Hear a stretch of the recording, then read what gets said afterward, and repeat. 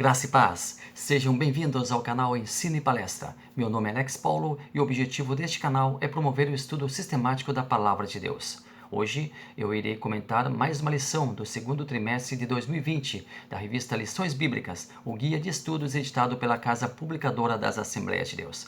Quero antes de mais nada deixar o meu convite para você se inscrever no canal, apoiar o nosso canal, apoiar o nosso trabalho, deixar os seus comentários no vídeo, também são muito importantes para o feedback do nosso trabalho e para você também curtir os nossos vídeos. Isso também faz toda a diferença. Então vamos a mais um estudo das lições bíblicas, a mais um estudo desse segundo trimestre. Um ótimo estudo então para todos nós e um excelente proveito para você. Quero pedir desculpas a vocês pelo reflexo nos óculos, eu ainda estou ajustando a iluminação, nós ainda estamos com algumas limitações técnicas, então porém, esta dificuldade técnica ainda persiste, mas nós estamos trabalhando para eliminá-la. Então, muito obrigado a você que está conosco e, mais uma vez, bem-vindos ao seu canal, bem-vindos ao Ensino e Palestra.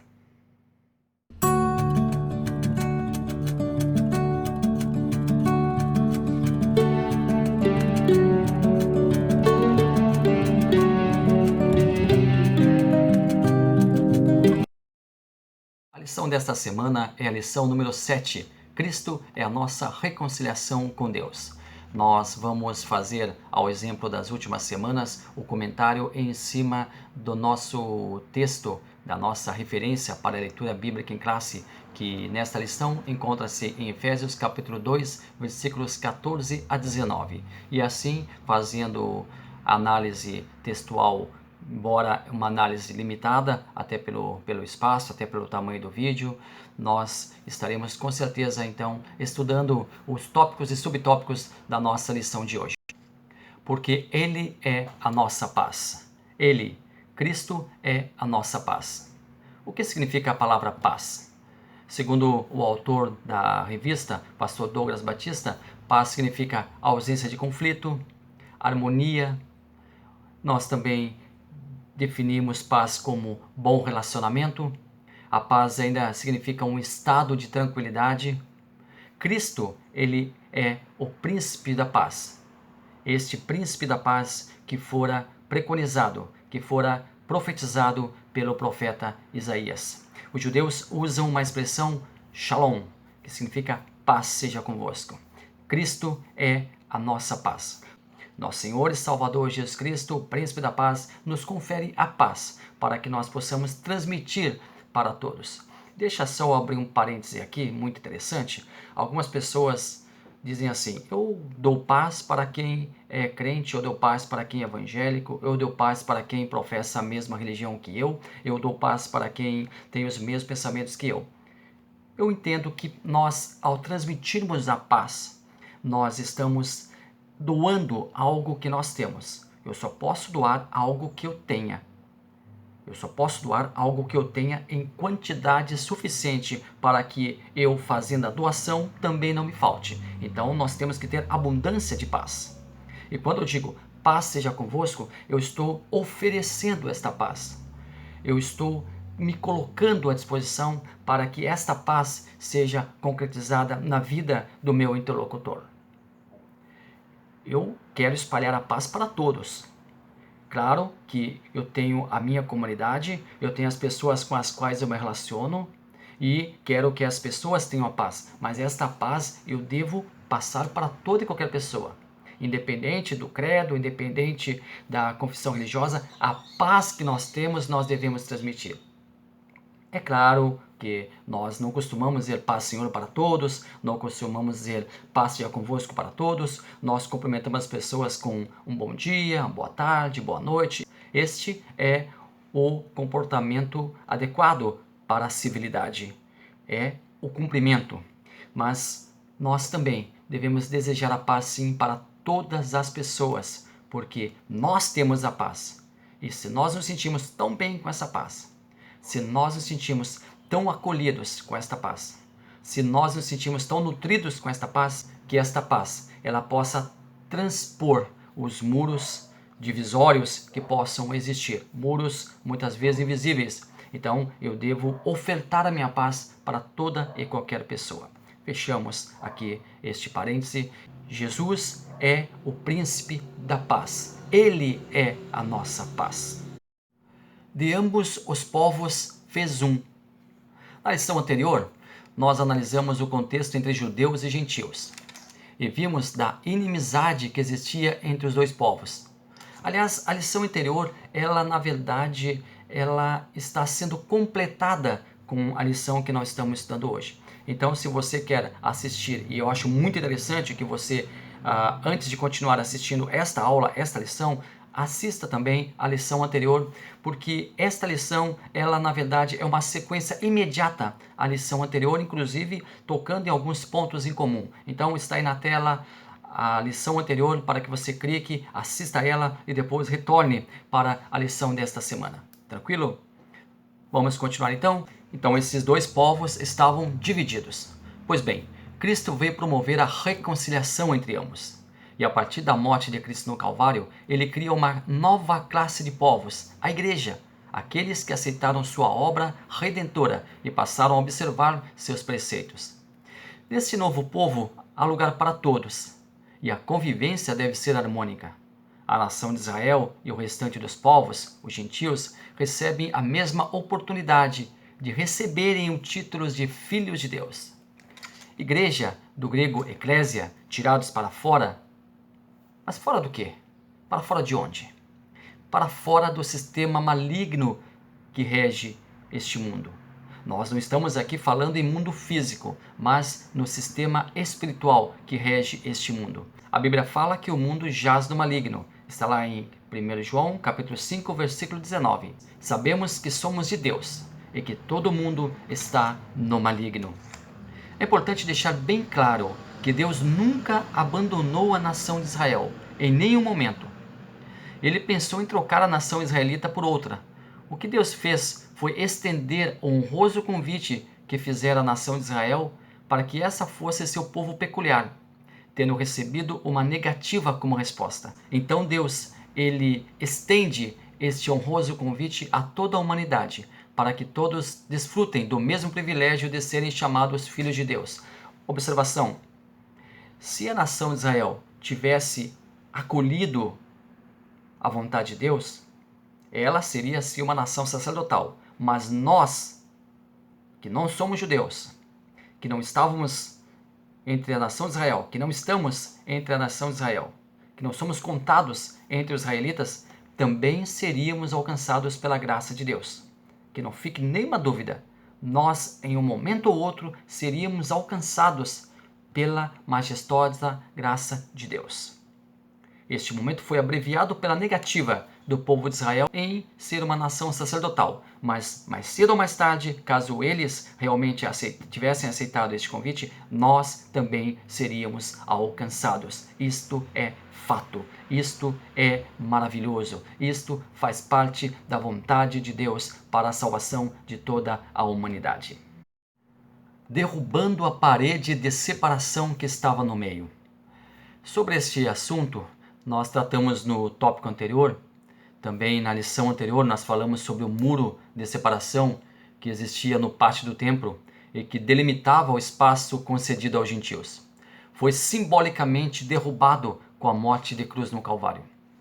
O extremismo na observância da proibição da transposição por parte dos gentios dos limites dessa parede fez com que Paulo quase fosse linchado, como já estudamos nos tópicos anteriores. Existia uma parede visível que delimitava o espaço entre judeus e os gentios.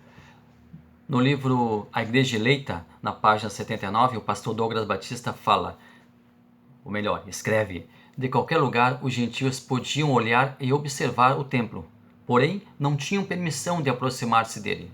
Estavam impedidos pelo muro que os circuncidava, uma barricada de 1,5 metro de pedra sobre a qual estavam colocados, em seguidos intervalos, avisos em grego e latim.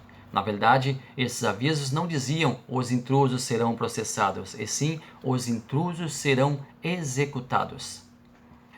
Então nós tínhamos esta parede divisória real, física, onde os avisos estavam ali muito bem dispostos para impedir que os gentios adentrassem no templo. O templo era exclusivo para os judeus. Somente os israelitas poderiam adentrar no templo. Isto criou uma grande inimizade entre Israel e os demais povos, porque muitos povos conviviam ali em Israel, muitos povos conviviam ali, mas eles eram impedidos de participar da parte religiosa, porque os judeus, eles vaticinaram: somente nós, judeus, podemos entrar no templo do Senhor. Então havia uma grande inimizade entre os judeus e os demais povos. Nós vimos nas lições anteriores que a lei de Deus, que Deus, ele não queria que houvesse essa rivalização. O povo de Deus fora forasteiro, o povo de Deus fora estrangeiro lá no Egito. E o povo de Deus foi maltratado lá no Egito por ser um povo estrangeiro. E agora Deus não queria que ele, povo judeu, ele, povo israelita, maltratasse os outros povos. Porque povos estrangeiros que viviam ali em Israel deveriam, segundo a lei, serem bem tratados. Mas na prática não era assim. Aliás, na prática era totalmente diferente. Havia uma rivalização, havia um ódio mútuo ali entre os dois povos. O comentário bíblico adventista, no volume 6, na página 1119, relata: os judeus odiavam e detestavam seus vizinhos gentios, e estes, por sua vez, odiavam e desprezavam seus vizinhos judeus. Então havia uma rixa, havia uma inimizade, havia um muro físico que separava ali no pátio do templo judeus e gentios, mas também havia um muro invisível de inimizade que separava estes dois povos. Este ódio era alimentado pelo rigor que os próprios judeus acrescentaram à lei, quase que deliberadamente para impedir que outros povos chegassem sequer próximos da comunhão com o seu Deus. Era o seu Deus, seus costumes, suas práticas, seus credos, sua lei, somente dele, povo judeu. Um exclusivismo que cegava e levantava um muro invisível, cuja transposição era impossível. A lei dos mandamentos, que consistia em ordenanças. A lei era dividida em 3 aspectos: lei moral, lei civil e lei cerimonial. Lei moral diz respeito ao que é correto, o que é permitido, o que é proibido. Diz respeito ao padrão de conduta. Lei civil diz respeito à civilidade, à convivência social. Diz respeito ao convívio social. Diz respeito à harmonia de relacionamento interpessoal. Diz respeito ao israelita como cidadão. A lei cerimonial diz respeito aos sacrifícios, à guarda do sábado, a dieta alimentar do israelita, comidas permitidas, comidas proibidas. Diz respeito a datas especiais de comemoração, como as festas, dentre as quais temos algumas principais: a festa dos pães asmos, que precedia outra festa, a Páscoa; a festa de Pentecostes, ou festa das semanas, ou ainda conhecida como festa da colheita, que acontecia decorridos 50 dias após a Páscoa; e também a festa dos tabernáculos. Cristo afirmou que não havia vindo revogar a lei. Sua missão era cumprir a lei. Lá em Mateus capítulo 5, versículo 17 diz: não cuideis que vim destruir a lei e os profetas. Não vim revogar, mas cumprir. Um dos preceitos da lei cerimonial era o sacrifício de animais, que eram imolados. Imolado significa morto em sacrifício a uma divindade. Quando alguém pecava, trazia, dependendo do grau de culpa, um animal, geralmente um cordeiro, para ser sacrificado. Aquele animal seria o substituto do pecador. O pecador colocava sua mão sobre a cabeça do animal e, simbolicamente, o pecado era transferido para aquele animal inocente. Ora, o salário do pecado é a morte, é o que nos assevera Romanos capítulo 6, versículo 23. Porque o salário do pecado é a morte, mas o dom gratuito de Deus é a vida eterna, por Cristo Jesus, nosso Senhor. Cristo foi comparado a um cordeiro que fora levado pela humanidade para ser sacrificado em lugar dela. Cristo permitiu que os pecados da humanidade agora repousassem sobre si. A humanidade está livre, uma liberdade condicionada. aceitar a Cristo como único e suficiente Salvador e reconhecer o sacrifício expiatório de Cristo, que consistia em receber sobre si o castigo por uma culpa que não cometera, a morte. Cristo não revogou a lei em nenhum dos seus aspectos. Antes, pelo contrário, no aspecto cerimonial, por exemplo, ele cumpriu todos os requisitos quanto ao pecado e sua expiação. A partir daí, muitos comentaristas entendem que a lei cerimonial foi completamente extinta em Cristo e sua obra. Cristo cumpriu todo o ritual sacrificial. Ele foi o cordeiro oferecido em sacrifício, ele foi o sacerdote que recebe o cordeiro, ele foi o sumo sacerdote, o qual apenas uma única vez por ano poderia entrar no compartimento chamado Santo dos Santos ou Santíssimo Lugar. Com a sua morte na cruz, Cristo acaba com a separação que existia na entrada desse compartimento.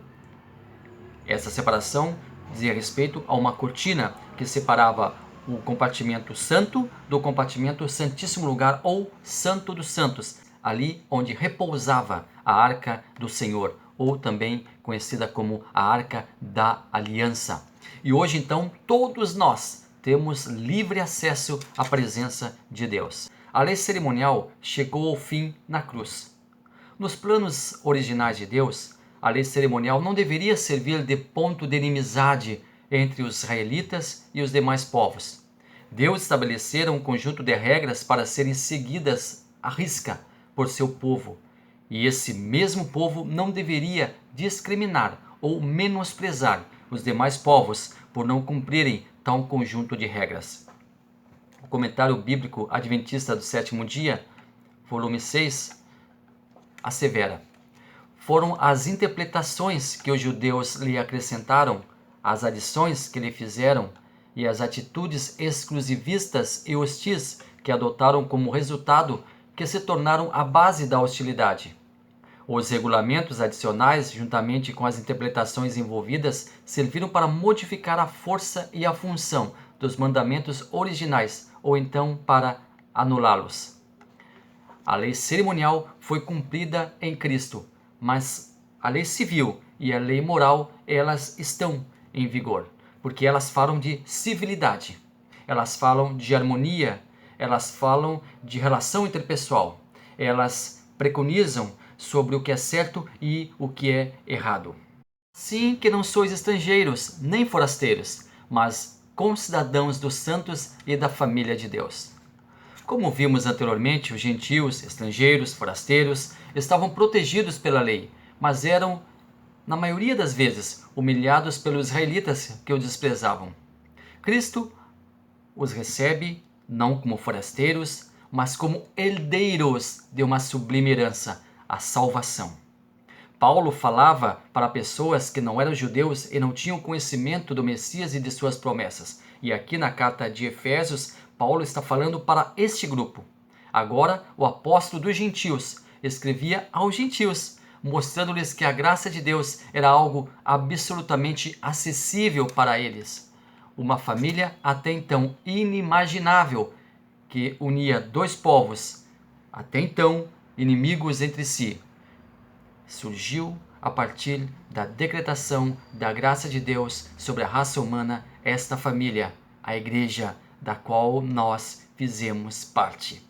Concluímos assim o nosso comentário da lição número 7. Muito obrigado a você que esteve até aqui conosco. Se você gostou deste vídeo, compartilhe ele nos seus grupos de WhatsApp para que outras pessoas também possam assisti-lo e assim serem também edificadas. Muito obrigado, Deus abençoe maravilhosamente a cada um de vós. Se inscreva no canal, deixe seu like aí e até uma próxima oportunidade. Deus abençoe maravilhosamente.